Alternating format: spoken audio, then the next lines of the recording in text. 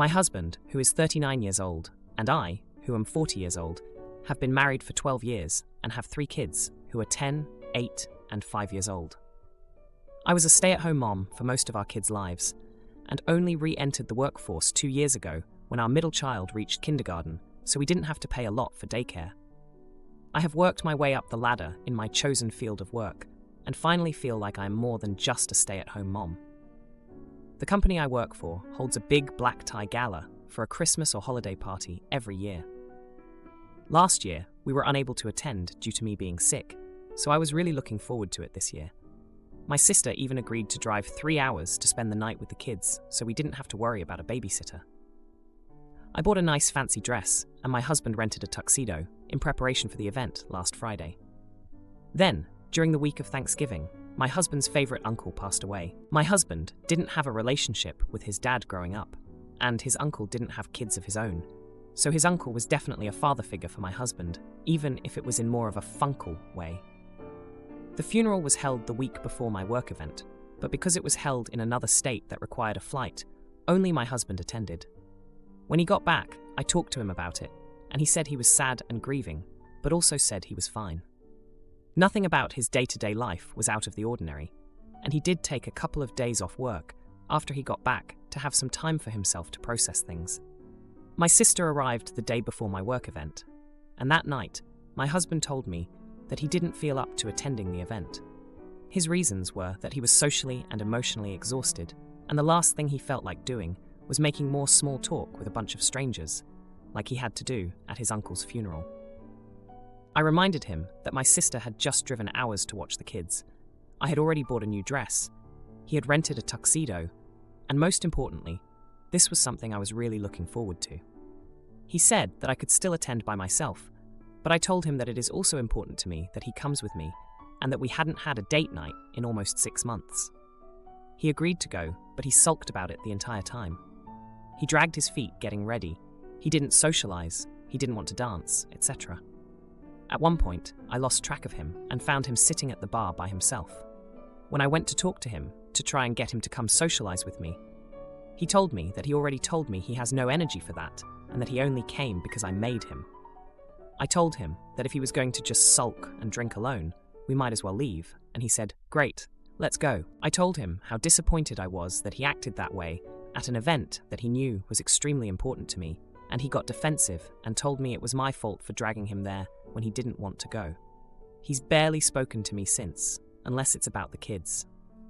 Now, for a few comments before the update. Comment 1. I told him that if he was going to just sulk and drink alone, we might as well leave, and he said, "Great, let's go." You're the idiot. He was honest with you about what he was going through, and you have the nerve to be upset that he wasn't a social butterfly at your event. I told him how disappointed I was that he acted that way at an event that he knew was extremely important to me, and he got defensive and told me it was my fault for dragging him there when he didn't want to go. He's barely spoken to me since, unless it's about the kids. You completely disregarded his feelings and the fact that he is grieving a major, formative relationship in his life. You had zero grace for what he was going through, then berated him for his very natural feelings. It shouldn't be a surprise he is now hurt and distant from you. He's probably just trying to hold himself together. Comment 2. Unfortunately, I think you're the idiot. While I can certainly understand the excitement of attending an event and the disappointment of it falling apart, with your sister driving and all, your husband deserved to grieve. Additionally, while he may not have been social, you still had the opportunity to be. I think the jab about him sulking was a bit much. Weirdly for me, the thing that bothers me the most about this story, you guys haven't had a date night in 6 months, and you made all this effort for a work event, including having babysitters drive in. I think you need to prioritize your relationship more. Work events are not a date night, in my opinion, and maybe if you guys spent more time together, communication would be better, and you'd have talked it out by now. Now, for the update. So, it's been a week since the gala disaster, and let me tell you, things have been tense at home. My husband has been quiet, and I've been trying to give him space, but it's hard when we're both stewing in our own versions of the story. The day after the gala, my sister left, and she could tell something was off. She's always been the one I confide in, but this time, I just thanked her and didn't say much. I didn't want to drag her into our mess. She's had her own share of relationship drama, and I didn't want to add to her stress. Work has been my escape. I've thrown myself into it, staying late, taking on extra projects, anything to avoid going home to the Cold War brewing there. My boss noticed and gave me a nod of approval, which felt good. It's nice to be recognized for my efforts, especially when things are so rocky elsewhere. But then, just when I thought things couldn't get more complicated, they did. At work, there's this guy, let's call him Mark. He's been with the company for a few years, and we've worked on a few projects together. He's always been friendly, but since the gala, he's been different. More attentive.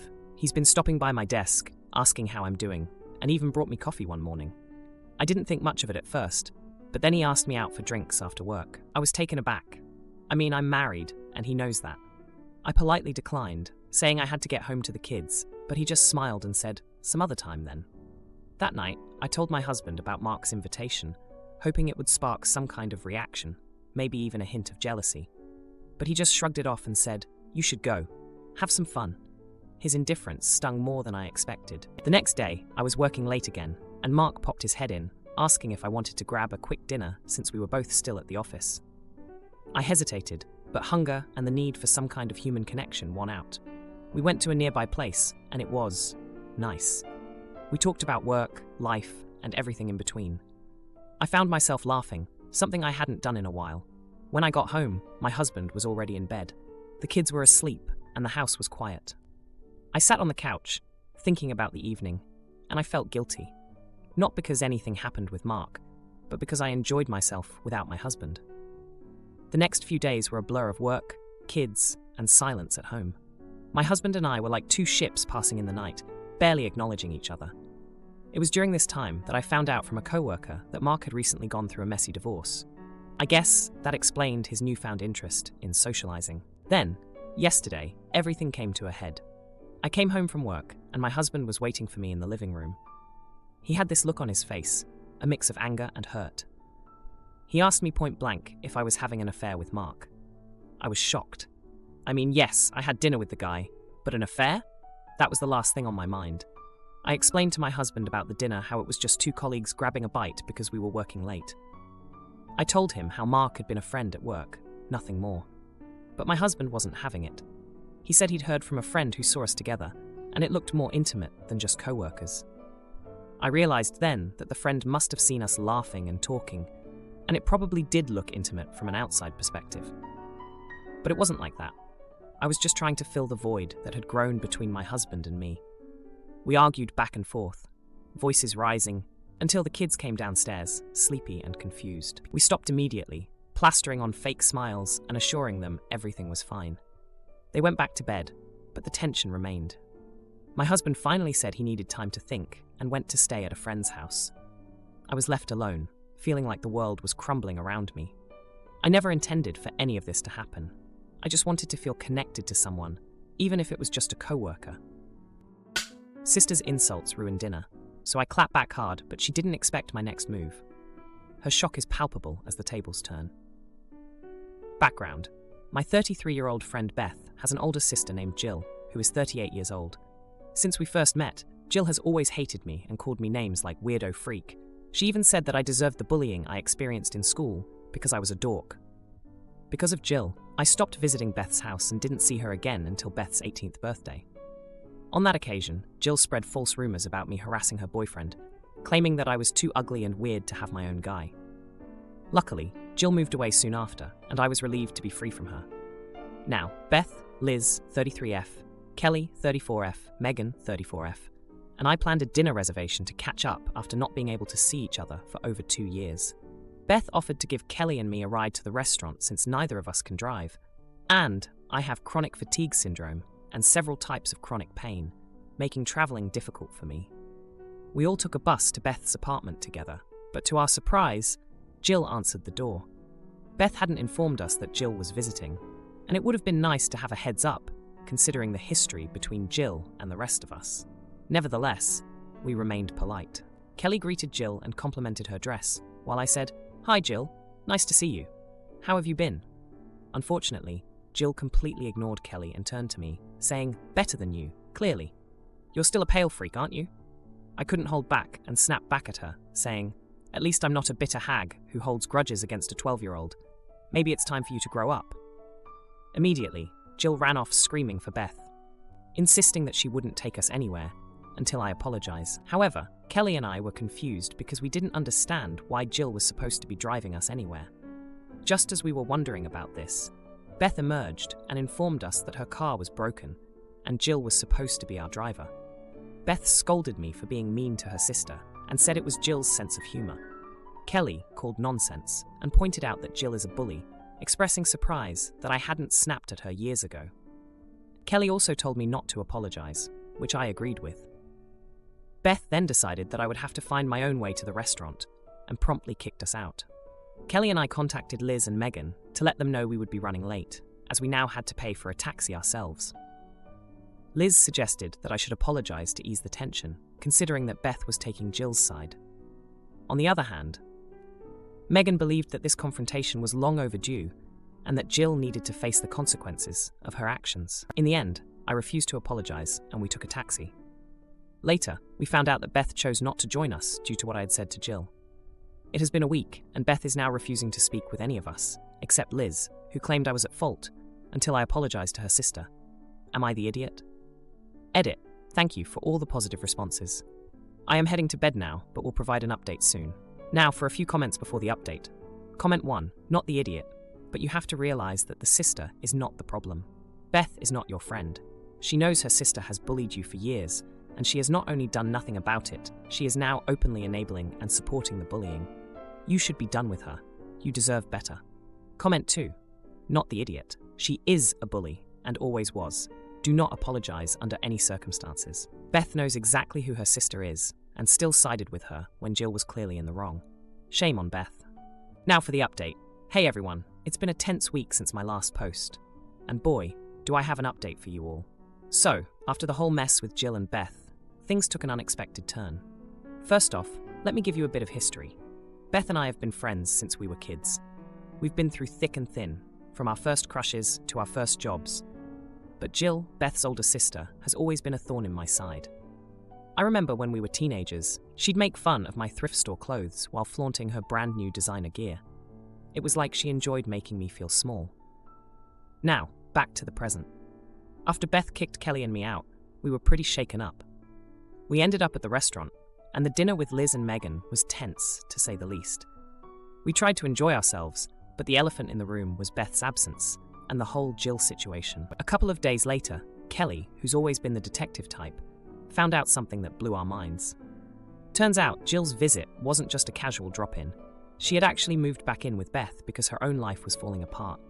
Her long-term boyfriend had dumped her, and she'd lost her job.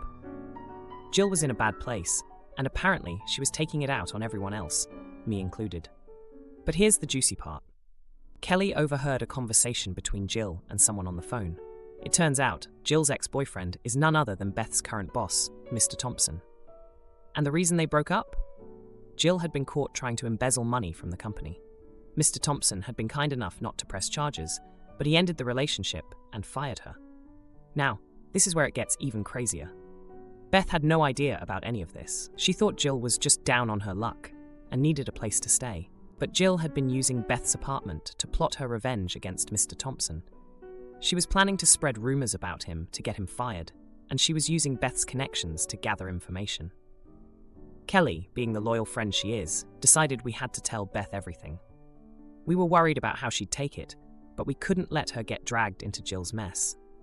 So we set up a meeting at a local coffee shop, just the four of us, without Jill. When we told Beth everything, she was in shock. She couldn't believe that Jill would do something like that, especially after everything she'd done for her. Beth was furious, not just at Jill, but at herself for being so blind. She thanked us for telling her and apologized for not believing us sooner. But wait, there's more. Beth confronted Jill when she got home, and it was a showdown for the ages. Jill tried to deny everything, but Beth had the evidence right in front of her. In the end, Jill broke down and admitted to everything. She begged for forgiveness, but Beth was having none of it. She told Jill she had to move out immediately. As for me, Beth reached out and apologized for not standing up for me against Jill. She admitted she should have seen the signs of Jill's behavior a long time ago. We've been talking, and it looks like our friendship might be on the mend. Stepdad can't play dad at my wedding after 16 years. He's mad, but Granny's secret. In the end, he dances with Mom, and I just smile. My mom married her husband when I, 28-year-old female, was 16. I met him that same year, and only lived in the same house as him for a little over a year before I moved out to go to college. I never saw him as a father figure, never saw him as a stepdad, meaning not a parent. I get along with him fine, and he's a nice guy, but that's about it.